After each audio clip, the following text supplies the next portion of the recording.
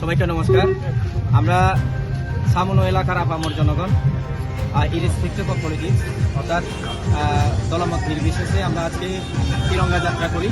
এই তিরঙ্গা যাত্রায় সর্বস্তরের সকল অংশের মানুষ সারা জাগানোর মতো করে অংশগ্রহণ করেছেন। কারণ এর মধ্যে একটা আভাস আমরা পাচ্ছি যে সারা ভারতবর্ষের মানুষের সাথে সাথে আমাদের সামনো এলাকাবাসীও চায় যে ভারতবর্ষের জাতীয় পতাকা তিরঙ্গা সবচেয়ে উঁচুতে থাকুক এবং এই ভারতবর্ষের তিরঙ্গা যাতে কোনো ক্রমে কেউ কোনো শত্রু, পাকিস্তান হোক, চায়না হোক, যে কোনো শত্রু সে সন্ত্রাসবাদী না হোক, তারা যাতে কেউ আমাদের এই ভারতবর্ষের তিরঙ্গাকে নিচা দেখাতে না পারে এবং নিচু করে দিতে না পারে, তার জন্য নরেন্দ্র মোদীজির নেতৃত্বে অপারেশন সিন্দুর নাম দিয়ে পাকিস্তানের সন্ত্রাসবাদীদের আস্তানা গুড়িয়ে দেওয়া হয়েছে।